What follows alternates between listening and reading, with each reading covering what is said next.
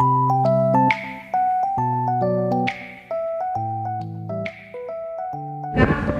memang di sini ada ibu hasil kami, katanya belum tamat pendidikan guru BK-nya, 7 jurus guru BK hebat.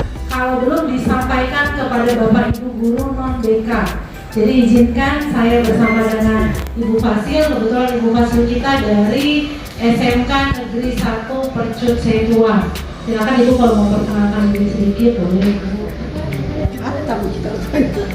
Baik Bapak Ibu, terima kasih. Assalamualaikum warahmatullahi wabarakatuh. Izin Bapak Ibu saya duduk saja. Selamat sore, salam bahagia untuk kita semua. Bapak Ibu, sebetulnya saya hari ini kegiatannya hanya sekedar monem saja untuk melihat keperlaksanaan kegiatan 7 jurus BK di sekolah yang kita cintai ini. Sebetulnya tanpa dimulai pun saya yakin dan percaya Bu Natal pasti sudah melaksanakan itu gitu.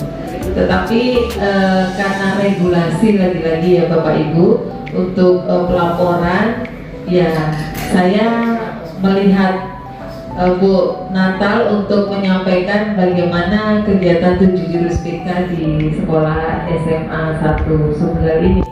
Saya yakin Bapak Ibu di sini untuk kerjasama, kolaborasi dengan guru BK dan mapel lainnya saya rasa cukup sinergis dan nggak diragukan lagi ya Bapak Ibu.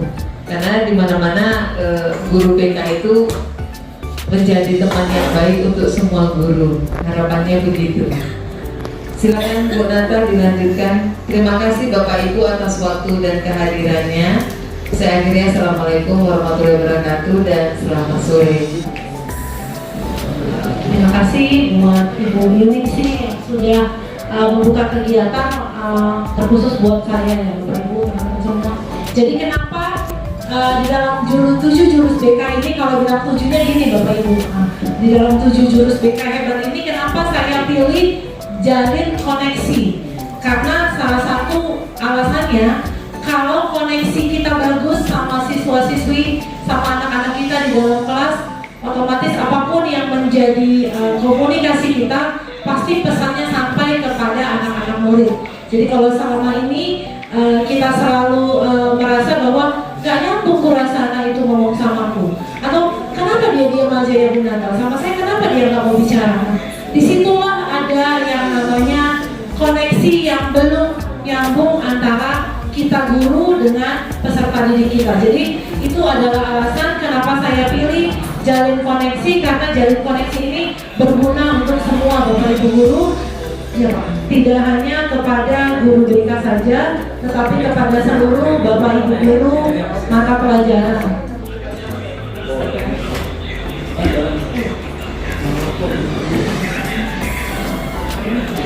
Ya, kalau ini Bapak Ibu, kalau mau kita dengar harus di scan dulu. Tapi isinya podcast Pak Rolas boleh, kalau Pak Rolas bisa tampilkan.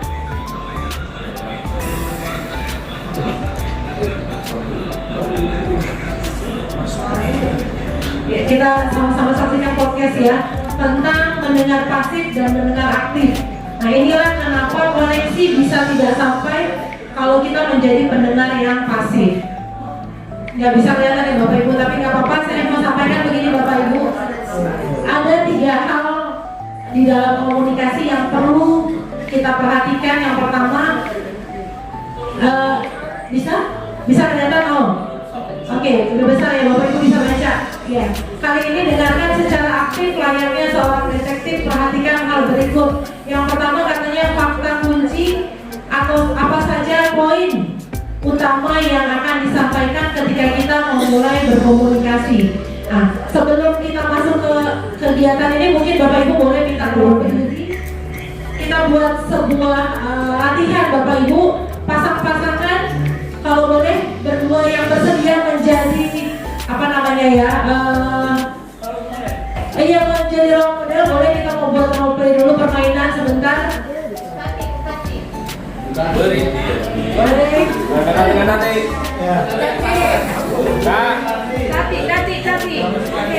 Berdiri. Mungkin Kak Kristina sama Siahan sama Kak Bang Dede, minta tolong coba ke depan. Ya, 2 KS. Beri dia. Ya. Enggak diberi nih.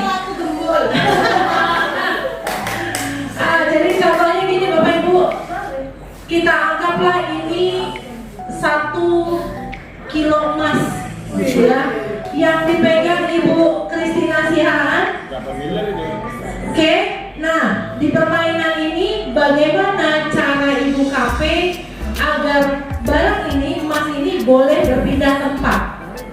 Apapun caranya yang Ibu KP lakukan, tapi intinya Bu Kristina tidak akan memberikan. Intinya, pokoknya tapi Ibu KP harus punya banyak cara supaya emas ini bisa diserahkan kepada Ibu KP. Yuk, kita mulai dari sekarang, silakan.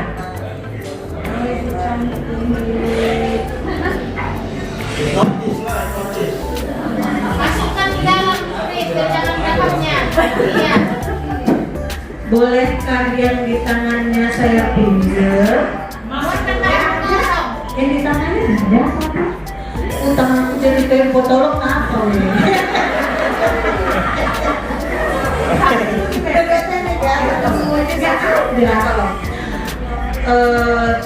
Boleh lah, sebentar aja. Gak boleh, ini kan aku suka. Aku cuma mau lihat lah, Ci.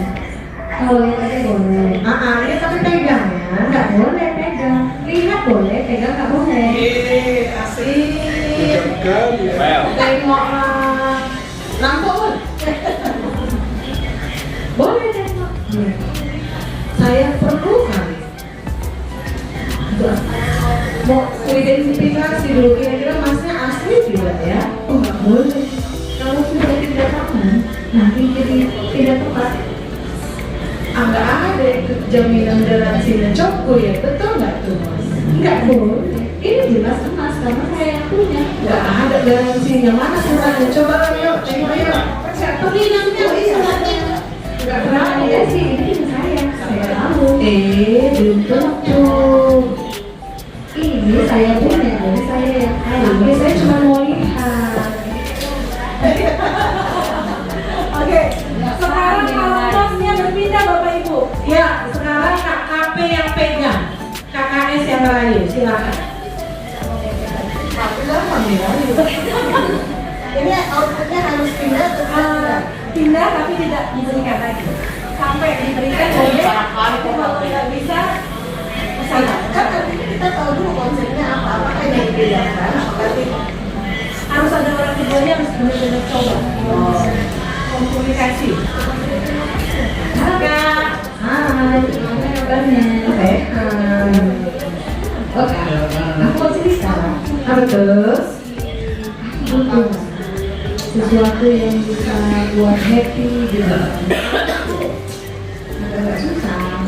Apa susahnya? Ada di sini jadi tempo. Gak ada ya?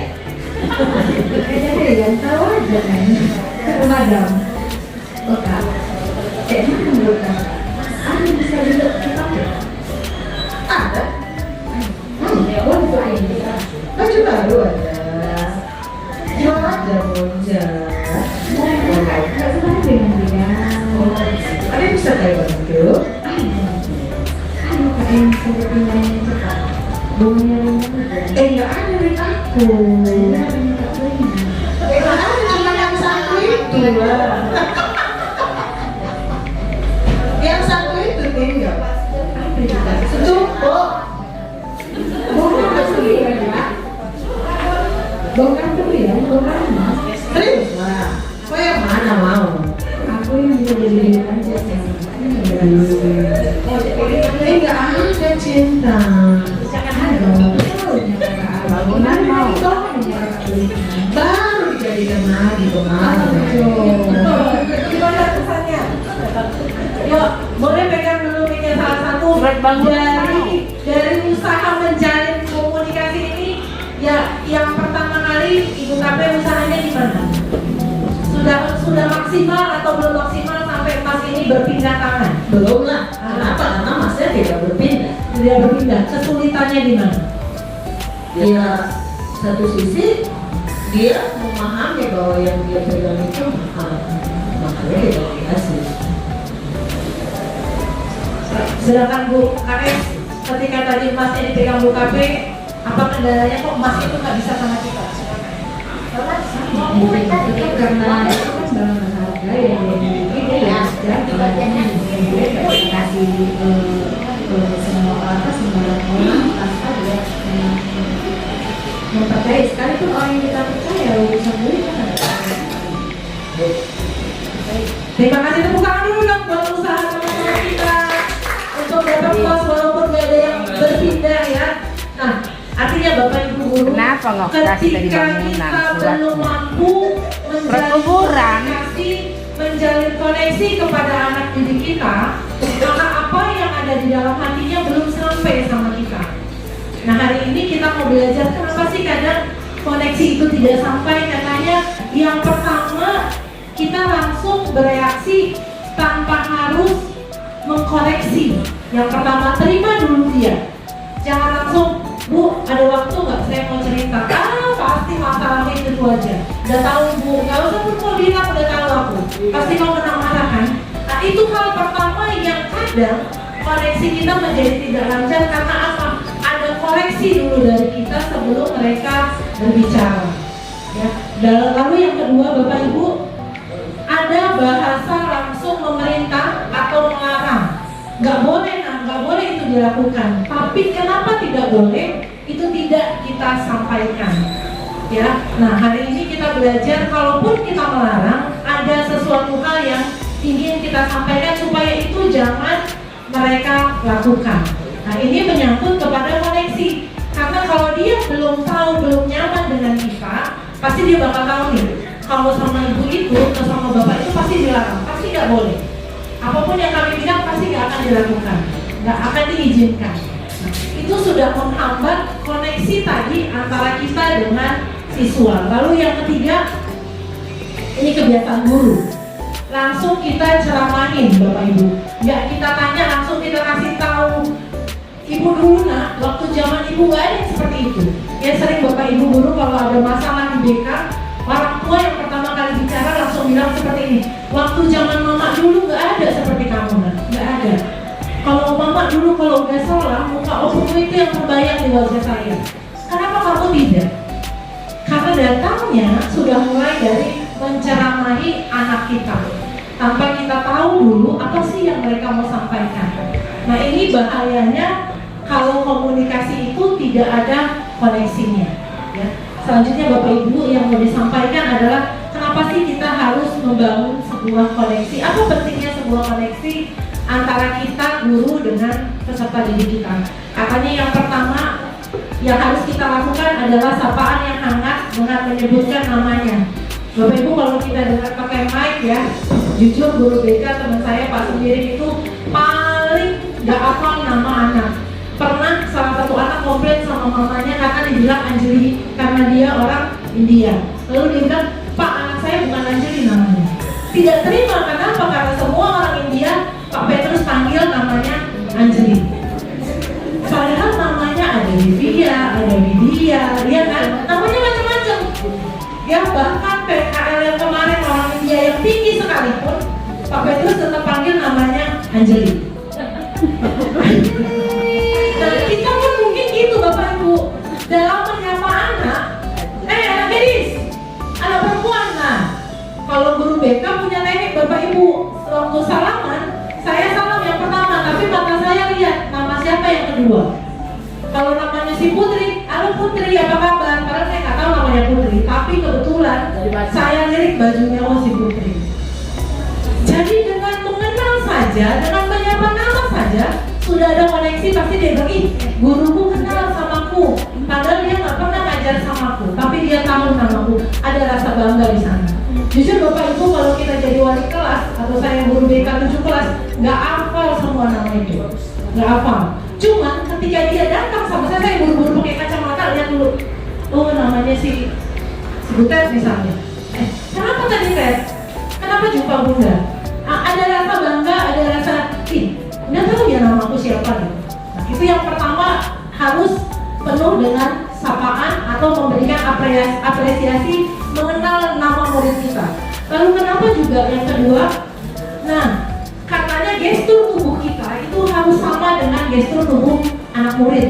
Ya kalau sekarang mungkin nggak bisa kita bikin, jangan dekat-dekat ibu, kamu agak jarak 1 meter gitu. Kenapa kita merasa level kita mungkin lebih tinggi? Nah tapi di sini dengan koneksi kepada anak murid, kalau dia sedang duduk mungkin kita duduk. Gimana tadi? Enak EPG-nya? Gimana? Tadi waktu dipanggil ke kantor, kenapa ada masalah? Apa kita duduk samping dia? Jangan membuat seolah-olah kamu di bawah, ibu di atas ya, atau bikin jarak. Nah, hari ini kita diajarin bahwa dengan mendekati anak itu, walaupun kita tidak, kalau di bahasa guru penggerak apa menghamba ya Pak? Menghamba kepada murid. Nah itu sering dijadikan pertanyaan, kenapa guru harus menghamba? Wah itu dalam lagi Bapak Ibu. Tapi kita diminta saat ini frekuensinya sama dalam hal bahasa, dalam hal misalnya kedekatan kita, jangan ada jarak. Lalu yang ketiga katanya memberikan kepercayaan kita kepada anak. Nah memberikan kepercayaan kepada anak ini perlu waktu yang lama. Jujur kalau di BK itu sering kali kepercayaan itu hilang, tapi ternyata memberikan kepercayaan itu proses Bapak Ibu. Kita nggak bisa misalnya kayak saya menghadapi kasus anak-anak binaan ya, kelasnya Pak John Herman gitu, nggak bisa dengan 100% kalau udah datang ke rumahnya bilang dia sakit lalu besok saya bilang dapat kabar Bu ini sakit gitu, nggak bisa langsung percaya. Tetapi dengan proses memberikan rasa percaya kepada anak, pelan-pelan juga akhirnya jadi oh ya udah, berarti betul dia sakit, berarti itulah keadaannya gitu. Nah rasa percaya ini yang prosesnya Bapak Ibu nggak cepet. Kenapa? Seringkali yang datang ke kita itu rata-rata berbohong. Ya, rata-rata berbohong. Tadi kami dengan Bu Sri ada di kantor kepala sekolah berdua udah colik-colikan gini. Ini anak pasti bohong ya kan Pak? Ngomongnya dari tadi kayaknya kesana kemari berbohong ya kali. Timbul ada rasa nggak percaya. Kenapa? Karena kok ngomongnya lari-lari ya, gitu. Ya kan Kak ya. Tetapi kita harus memberikan rasa itu supaya dia nyaman. Percaya dulu sama ceritanya, walaupun nanti kita korek lebih dalam lagi. Nah rupanya percaya tadi agak-agak susah. Kenapa? Karena mungkin guru juga seringkali anak murid ini melakukan banyak cara agar berbohong sama kita. Tapi katanya untuk mencapai koneksi yang bagus, komunikasi yang bagus, percaya sama mereka. Jadi seberapa jauh Bapak Ibu teman-teman semua tidak menggurui, apakah kita ketika dikecewakan sama murid masih adakah rasa percaya kita kalau dia itu bisa menjadi orang yang lebih baik, bisa menjadi pribadi yang nanti kalau sukses, oh dia tahu kita gurunya dengan rasa percaya tadi. Atau kita babat semua ini nggak ada yang benar di satu kelas, yang paling benar adalah saya. Padahal kalau dia berbohong terkadang itu karena kita gurunya. Kenapa? Karena kita selalu menuntut yang baik aja. Kita nggak terima kalau dia melakukan yang tidak baik. Pokoknya yang ibu tahu kamu harusnya begini. Jadi kalau mereka bohong untuk menyenangkan hati kita, yang ngajarin bohong siapa Bapak Ibu? Kita yang menuntut mereka untuk melakukan hal-hal yang membuat kita senang, tapi tidak membuat dia menjadi orang yang jujur. Itu dia Bapak Ibu. Yang keempat, perhatian, memberikan hati kita kepada mereka. Sudahkah kita memberi hati kepada seluruh peserta didik kita agar koneksi ini bisa terjalin Bapak Ibu? Atau sekedar setengah hati, atau seperempat hati, atau hati-hati ya?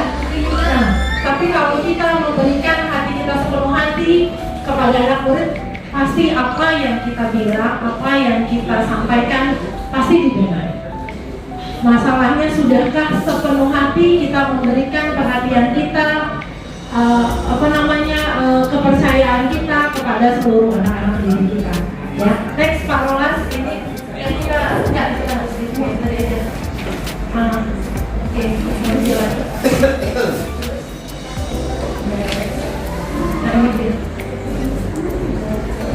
jalan.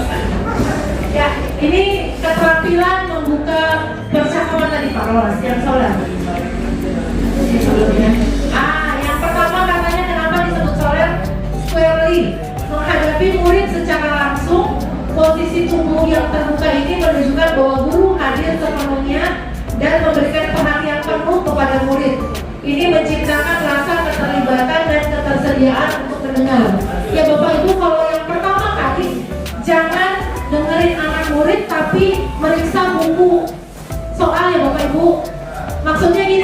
kamu cerita, ibu sambil koreksi buku ya. Oh gitu. Ya, dengan membuka percakapan seperti itu, dengan membahas gerakan tubuh kita seperti itu, yakin nggak Bapak Ibu anak-anak itu mau cerita dengan sebenar-benarnya? Enggak. Ya, jadi saya kalau dengerin anak murid itu handphone di silentkan, dijauhkan. Lalu saya minta izin, nak boleh ya ibu mencatat. Kenapa? Karena ibu sudah tua, kadang ibu lupa masalahmu apa. Izin ya ibu sambil mencatat. Iya bu. Tapi bercerita lagi dengan konsentrasi kita, badan kita, mata kita, seluruh organ tubuh kita, kalau bisa semuanya fokus sama anak ini. Supaya apa? Ketika dia menceritakan masalahnya, kita bisa tahu, sampailah sama hati kita bahwa oh iya, anak ini ternyata punya masalah seperti ini. Tapi kalau dia cerita, kita sambil koreksi, bahkan yang lebih parah. Nah, ya udah kamu cerita, ibu hapus dulu papan tulis ya gitu. Waduh, cerita nggak ya? Pasti akan susah bagi dia untuk membuka dirinya bercerita sama kita. Oke, parolas O-nya. Oh ya. Open posture. Mempertahankan posisi tubuh yang terbuka, hindari menyilangkan tangan atau kaki, karena ini bisa mengkomunikasikan sifat defensif, tertutup atau tidak tertarik. Posisi terbuka mengundang murid untuk merasa lebih nyaman, aman untuk berbagi. Ya. Nah, jadi ternyata gestur tubuh ini, kaki disilang, tangan dibeginikan, membuat rasa anak juga tidak nyaman untuk bercerita. Ya, Bapak Ibu ingat-ingat coba waktu dia cerita posisiku gimana ya, tanganku seperti apa ya, kakiku gimana ya, supaya kita tahu ternyata dia tidak terbuka itu karena kita tidak membuka gestur tubuh kita, kita tidak membody language-kan badan kita ini agar sampai kepada dia. Pesannya bahwa nak ayo cerita, ibu udah siap dengerin ceritamu, belum terlihat. Oke, LD, Lin, sedikit condong ke arah murid. Gerakan ini menunjukkan ketertarikan dan keterlibatan guru pada apa yang sedang mereka sampaikan. Ini mengkomunikasikan bahwa guru sedang mendengarkan dengan aktif dan ingin memahami lebih dalam.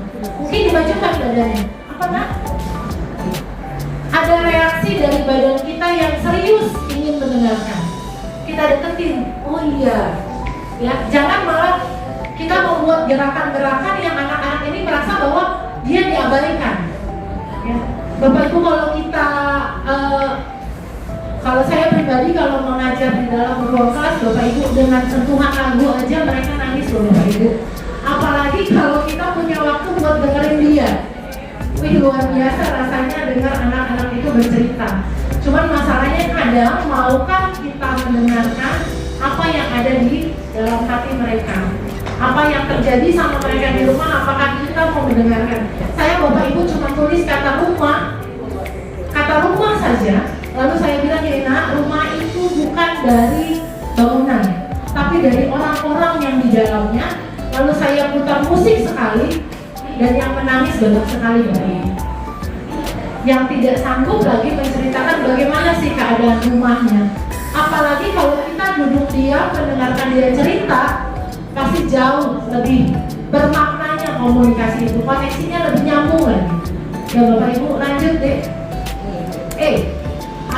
Eye contact, mempertahankan kontak mata yang sesuai. Kontak mata yang wajar, tidak berlebihan atau menghindar, menunjukkan bahwa guru sedang mendengarkan dan menghargai murid. Ini membantu membangun kepercayaan dan rasa hormat dalam proses komunikasi empatik. Nah ini dia. Kalau kita lagi ngobrol aja, tapi mata kita lihat handphone, mata kita kerjain tugas, itu tidak ada namanya eye contactnya. Kita nggak tahu apakah saat itu dia sedih, saat itu dia sedang galau. Bapak Ibu tahu kan kalau berhadapan sama siswa, tiba-tiba mata siswanya tuh kayak berkaca-kaca gitu kan. Nah kalau tidak pakai eye contact, apa tahu kita bahwa mereka sedang sedih. Kalau kita tidak memperhatikan dia, apa kita tahu responnya sedang bahagia? Ya, kalau waktu saya masuk kelasnya Pak Adit, ya, eye contact saya waktu ngajar itu tahun berapa kamu Dit? 2018 ya nak? 2018. Sampai sekarang masih ingat karena eye contactnya dulu benar-benar ada pada kelas itu dengan teman-temannya Adit. Jadi kalau ketemu tahu nih ini dulu masalahnya apa. Tapi kalau kita lari, kalau kita menjauh, mungkin itulah jalannya untuk terus melihat ke sesuatu yang menurut kita sensitif di badan kita. Kenapa mau melihat saya seperti itu? Nah itu kan hak kita juga untuk marah ketika kita memang tidak suka dengan apa yang dia lakukan. Bisa jadi takut bukan hanya kita guru, tetapi banyak perempuan atau teman-teman wanita yang dia buat seperti itu. Jadi memang kalau kemarin izin sama orang tua, izin sama anaknya, nak boleh handphonenya dilihat. Lalu kami periksa isi handphonenya karena mamanya saja dan bapaknya tidak pernah bisa membuka handphone tersebut. Jadi karena kemarin ada peluang, lalu kami buka. Dan satu lagi situs yang paling sering mereka buka adalah situs ketika orang berbuat kejahatan, mutilasi. Nah, itu yang dia buka-buka. Jadi kayak kok berbeda ya rasa sukanya. Kalau orang kan bongkar-bongkar sepeda motor, mobil balap, kok ini yang ditengok lainnya gitu kan. Tanda tanya juga. Yang seperti ini ya memang bukan bagian dari guru ya, pindahkan aja ke kami. Kak Purba pindahkan aja sama kami guru BK. Kalau memang merasa bahwa anak ini punya masalah, mungkin itu. Ya ada rasa itu kan mau bangun komunikasi, udah kitanya duluan tarik diri ya Kak, karena ada rasa tidak nyaman dengan anak tersebut. Oke, terima kasih Kak Pur, boleh nanti dikirim di referral sama guru BK. Oke, Bapak Ibu yang lain dalam hal koneksi tadi, ada lagi bagaimana? Ini banyak wali kelas baru nih, kayak Yopi ya kan, Okta, Bu Fitri mungkin di sana sering ya. Di sini berhadapan dengan baru karena memang kayaknya kelas 11. Di sinilah mereka mulai mencari-cari perhatian ya kan. Boleh sharing Bu Fitri atau Bu Yopi, Bu Okta sebagai wali kelas yang baru, ada yang mau di-sharingkan boleh? Iya Jesus. Bu KS ada yang mau di-sharingkan? Bagaimana di kelas? Oh, oke. Bu Ana mungkin boleh nak? Jadi saya sedang menjawabnya. Kira-kira ada lagi? Sudah? Oke, next.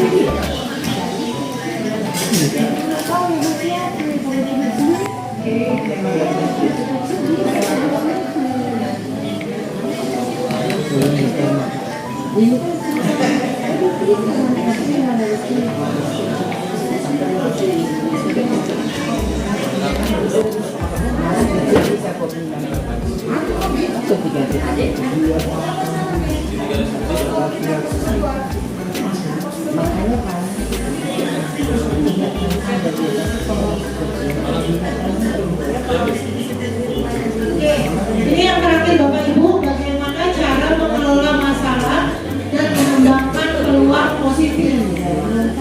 Jadi yang pertama kali katanya tahap 1 mengeksplorasi masalah. Guru membantu murid mengenali dan memahami permasalahan yang dihadapi dalam suasana aman dan empatik. Pada tahap ini juga guru menstabilkan identitas murid. Pertanyaan sederhana seperti apa yang membuatmu tidak nyaman akhir-akhir ini dapat membuka ruang dialog. Jadi yang pertama kali kalau ini namanya mengidentifikasi dulu kenapa anak ini dikategorikan kita merasa dia punya masalah. Ya, 3 kali datang terlambat kan sering anak kita 3 kali datang terlambat di proses, maka ada 3 orang yang sama-sama datang terlambat Bapak Ibu. 1 karena tadi malam nonton bola sampai pagi. 2 karena harus pagi-pagi bantu orang tuanya jualan. Dan yang ketiga baru pulang tadi pagi karena merawat mamanya di rumah sakit. Bapak Ibu boleh nggak kasih hukuman yang sama untuk ketiganya? Tidak boleh. Tetapi masalahnya kadang kita tidak tanya Bapak Ibu, nah kamu terlambat kenapa? Kita langsung pukul rata, hari ini kalian bertiga keluar, minta sikat sama Ibu Semi, sikat itu kamar mandi sampai bersih misalnya. Tapi kita tidak pernah proses bertanya kenapa nak? Siapa yang sakit? Sudah berapa hari sakitnya? Di mana rumah sakitnya? Selain kamu nggak ada lagi yang bisa jagain orang tua. Kita tidak tanya. Padahal diminta pertama kali adalah mengeksplorasi masalah terlambatnya itu. Ya. Iya. Anak saya bernama Robi selalu ngantuk. Boleh nggak bisa ditanya? Saya sudah melakukan ini di Natal, kebetulan saya wali kelas 12 dan setiap saya masuk ada siswa bernama Robi itu selalu ngantuk tidur. Iya, ternyata saya tanya, ternyata dia selalu mengantar mamanya ke pajak. Jam 1 dan 2 pagi, pulang jam 3. Jadi setelah itu dia kurang tidur, makanya tertidur. Dan saya telepon orang tuanya dan kenyataan itu memang benar. Saya sudah lakukan itu. Wasiat Bu. Iya, jadi sudah terjawablah kenapa dia tidur aja. Iya. Belum mau visit, tapi saya main telepon. Nah, iya. Terima kasih. Ayo nanti kan Iya, bisa kita kan. Ya kan Bapak Ibu, ternyata kalau sudah mampu mengeksplorasi masalah, sudah tahu kita menggali masalah anak ini lebih dalam. Ya, tidak memberikan sanksi yang sama. Kenapa? Karena latar belakang keterlambatannya, latar belakang ngantuknya berbeda. Ya. Nah, masalahnya sekarang handphone anak ini tidak sama orang tua Bapak Ibu. Dia pegang 24 jam. Terakhir yang menjadi penyakitnya adalah susah tidur. Bapak Ibu bayangkan kalau usia produktif anak-anak tidurnya jam 2 pagi karena handphone itu bebas digunakan tanpa ada aturan dari orang tua. Ya, maka apa yang terjadi, kita temukan banyak anak-anak yang lagi tidak semangat untuk mendengarkan pembelajaran. Anak-anak tidak mau lagi memperhatikan apa yang gurunya ajarkan. Ya. Selanjutnya yang kedua, membayangkan masa depan yang diinginkan. Nah, guru memvalidasi kesalahan yang dilakukan oleh murid. Selanjutnya murid dibimbing memvisualisasikan situasi ideal yang diharapkan. Ya, kamu nanti maunya cita-citamu seperti apa? Kok sampai sekarang ibu merasa tidak ada bedanya dari kamu kelas 1, kelas 2, kelas 10, 11, 12, ibu merasa bahwa kamu tuh nggak ada semangat belajarnya. Jangan-jangan dia nggak tahu Bapak Ibu, dia mau kemana, mau kerja, mau menikah, atau mau kuliah, nggak tahu. Dia lihat aja lah Bu, seperti air yang mengalir, tidak tahu kemana tujuannya. Nah, hari ini kita diminta untuk mencarikan solusi. Ini anak suruh berpikir masa depanmu nanti, masa depan yang seperti apa yang kamu harapkan. Jangan-jangan kalau dia sampai sekarang nggak tahu Bapak Ibu mau jurusannya kemana, bingung juga nanti mengarahkannya. Jadi harus diajak berbicara, tanya dulu, cita-citamu apa sih nak? Nah, seperti itu. Yang ketiga Pak Rolas, Aika. Nah, yang ketiga katanya merancang langkah menuju tujuan. How do I get there? Guru dan murid menyusun langkah konkret untuk mencapai tujuan serta mengidentifikasi hambatan dan cara mengatasinya. Selanjutnya guru menanyakan keyakinan murid tentang pilihan perubahan yang akan dilakukan. Misalnya membuat rencana kecil seperti aku akan menyapa teman lebih dulu setiap pagi. Ini mungkin kalau ketemu murid yang introvert ya Bapak Ibu, diam aja. Nah, kita harus bantu dia untuk menyusun atau membuat rancangan langkah-langkah agar dia bisa bergaul dengan baik. Nah, kita bantu dia. Jangan kita biarkan dia berpikir tapi tidak sampai kepada tujuan. Pikir aja. Kemarin Kak Ana ada sampaikan salah satu murid ya di kelas 11-12 ya, karena yang murid kita kemarin yang kerjain tugas ekonomi ya, KKWU. Nah, ternyata Bu Ana katanya Bu Ana harus mampu merancang langkah agar Marvel itu mengerjakan tugasnya. Pelan-pelan, Marker pendek. Nah, harus dikasih tahu dulu sama dia. Kau harus seperti ini. Kau cicilan tugasmu ya. Ibu nggak minta kau dapat nilai 10. Nah, tapi pelan-pelan kau harus siapkan. Ibu tunggu ya, 2 hari ini siap yang ini. Nah, dibantu dia Bu Ana. Kenapa? Mungkin saat ini di hati Marvel jumpa Bu Ana takut. Kenapa? Pasti diminta tugas tuh. Sedangkan mungkin tugasnya dikasih 5-5-nya belum siap ya Bu Ana. Nah, jadi katanya guru pun harus mampu untuk merancang langkah ini.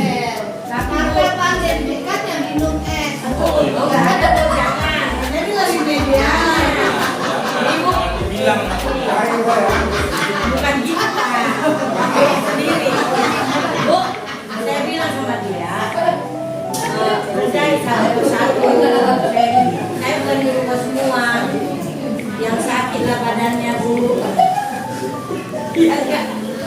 Yang bukunya pinggat, bukunya yang koyak, semua alasannya banyak kali. Dan gula kau, daripada nanti naik gulaku. Bapak Ibu, ternyata guru bidang studi pun harus melakukan hal ini. Korek dulu kenapa si Marvel ini kok di KMU begini? Kakak tanya dulu sama bidang studi yang lain. Marvel di kelas waktu mau ngajar gimana dia? Sama PR-nya? Sama. Kan jadi harus ditanya ini Bu Ana.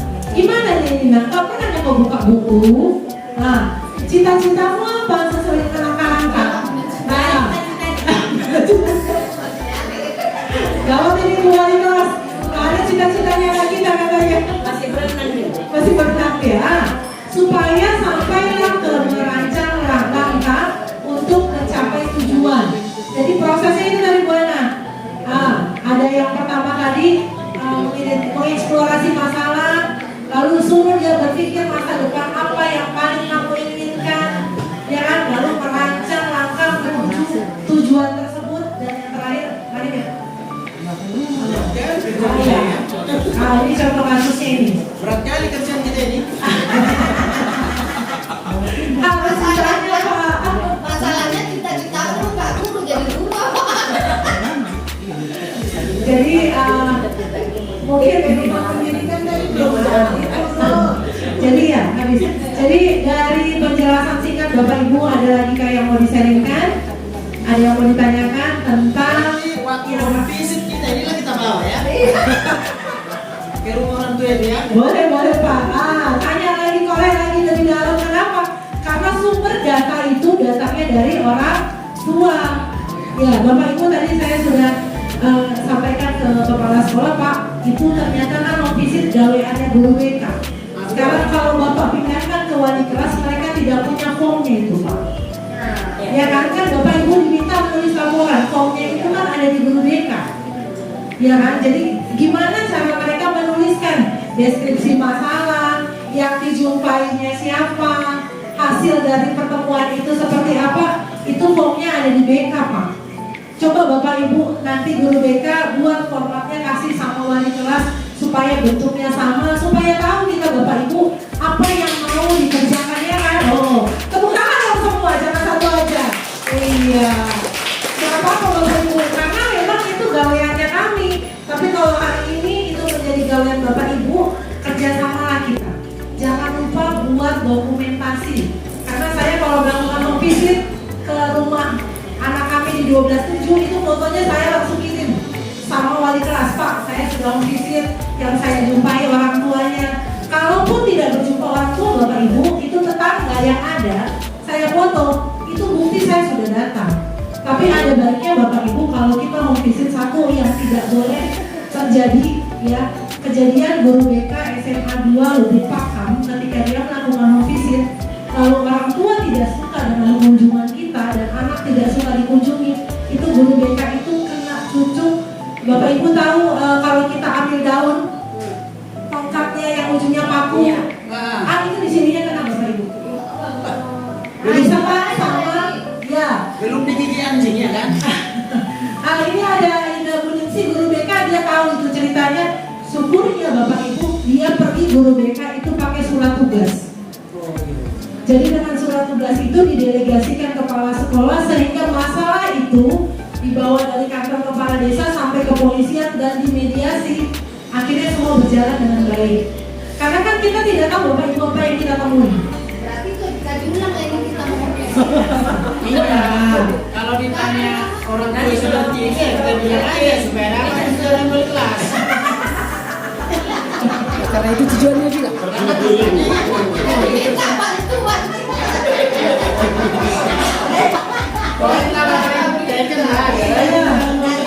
Terus Bapak Ibu kalau mau home visit jangan lupa janjian. Jangan nanti Bapak Ibu sudah jauh ternyata pergi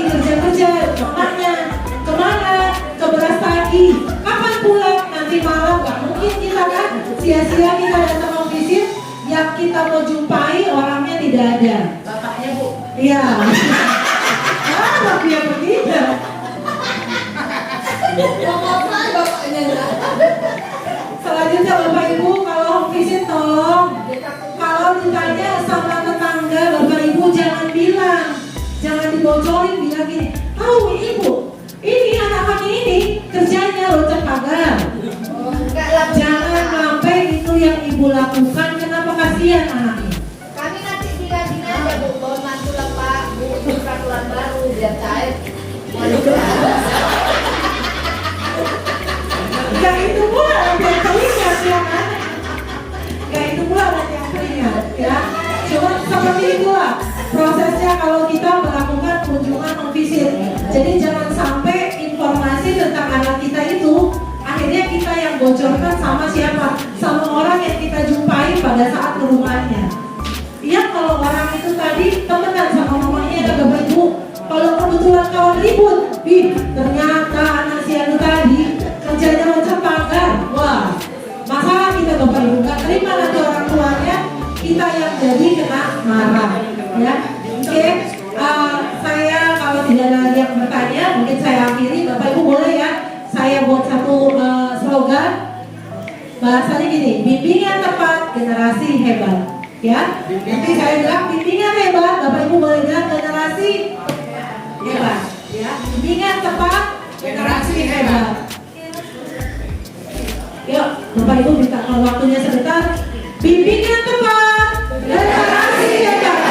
Bapak Ibu, saya lagi biar lebih semangat. Bimbingan tepat, generasi hebat.